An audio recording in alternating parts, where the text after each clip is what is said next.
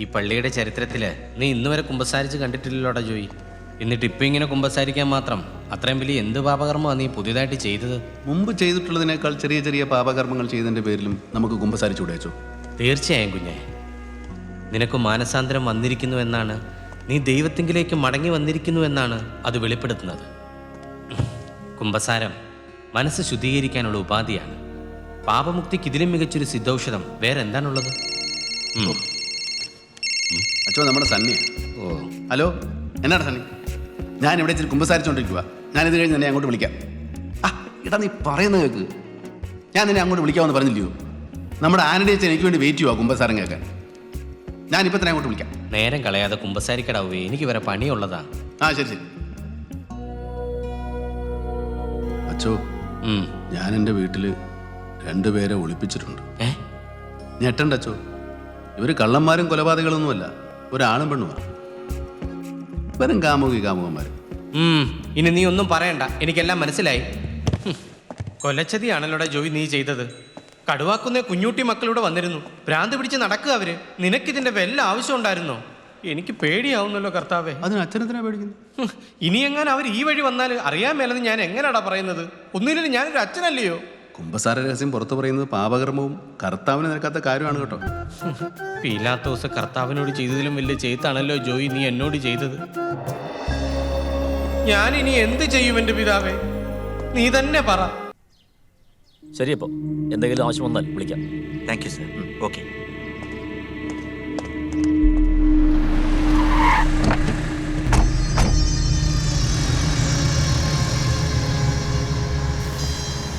പൗലോസ് പറഞ്ഞ അടയാളം വെച്ച് നോക്കുമ്പോൾ ഇത് തന്നെ. മാത്തച്ഛനപ്പി വാക്ക് വായിച്ചെന്നാ തോന്നുന്നേ. വണ്ടി ഇടറാ.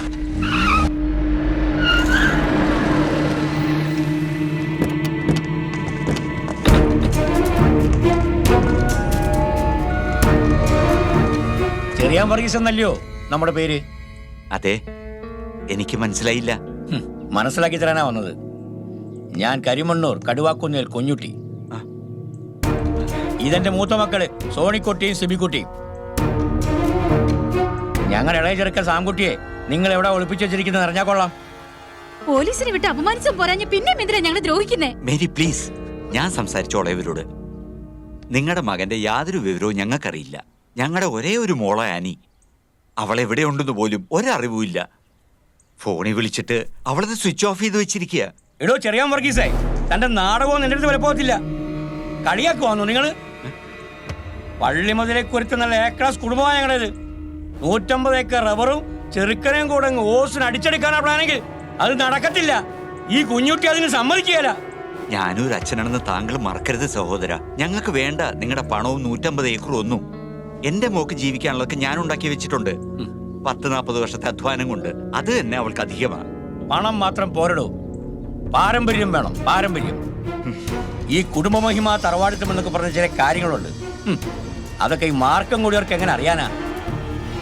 മിസ്റ്റർ കുഞ്ഞുട്ടി, ഇത് എന്റെ വീടാ. ഈ പടിക്കൽ വന്നതെന്ന് ഇങ്ങനെ അനാവശ്യം സംസാരിക്കരുത്. ഞാനൊന്ന് ഉച്ചത്തിൽ വിളിച്ചാലും വരും നാട്ടുകാര് കുറച്ചുപേരൊക്കെ. എന്താ ചെയ്യാനുള്ളത് വെച്ചാൽ നിങ്ങളങ്ങ് ചെയ്തോ. അതിന്റെ വരുംവരായികളൊക്കെ ഞങ്ങൾ സഹിച്ചോളാം. വരേടാ. അതെ, ഞങ്ങളുടെ ചെറുക്കൻ എവിടെ കൊണ്ട് ഒളിപ്പിച്ചാലും കണ്ടുപിടിക്കും ഞങ്ങള്. അതിന്റെ വില എല്ലാരും കൂടെ അനുഭവിക്കേണ്ടി വരും. അതോർത്തോ. ഇനി അവാന്തിക്കണ്ട. വിളിയണ വെക്കണേ. കാമുകന്മാർ അത്താഴം വല്ലതും കഴിച്ചായിരുന്നു ആൻസി? അവരെപ്പോഴേ കഴിച്ചു. അവരിപ്പോ ഉറങ്ങിക്കാണും. അതാ ഈ നേരത്ത് ബൈക്കിൽ? ഞാൻ പോയി നോക്കിച്ചേരാം.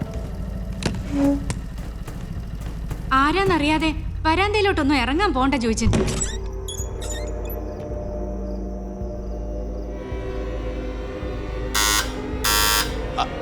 ആരാ അത്? ഞാനാ ചോദിച്ചേട്ടാ, ജോസാ. നീയായിരുന്നു. മനുഷ്യനെ പേടിപ്പിച്ചിരുന്നല്ലോ.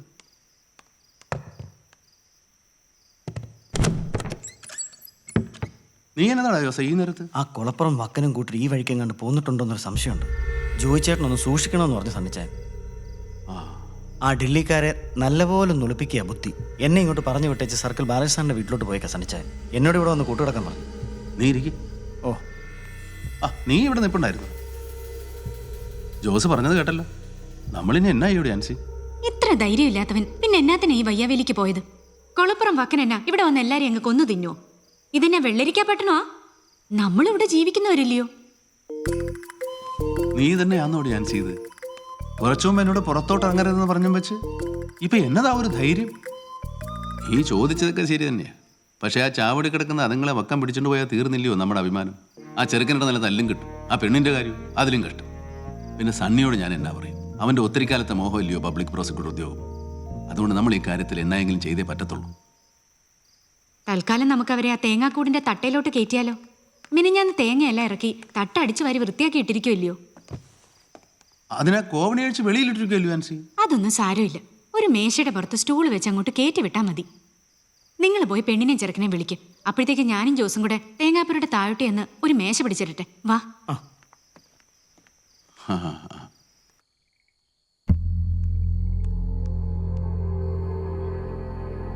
സാങ്കുട്ടി, സാങ്കുട്ടി എന്നിട്ടേ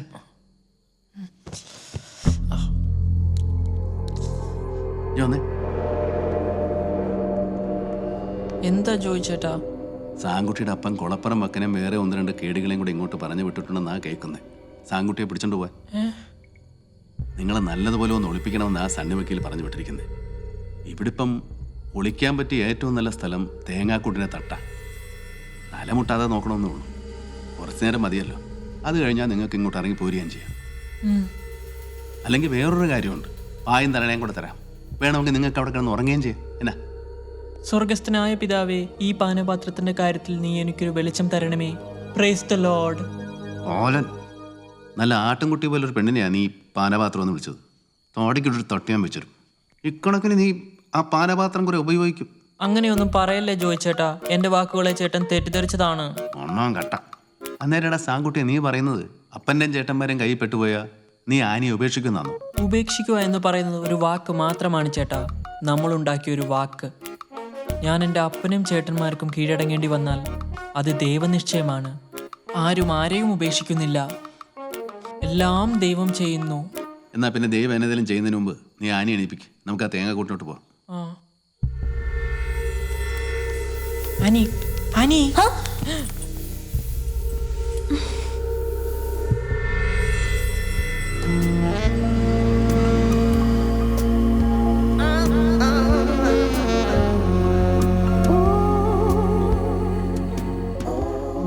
തമ്പുരാനെ, പാപചിന്തകളിൽ നീ എന്നെ നിവർത്തിക്കണമേ.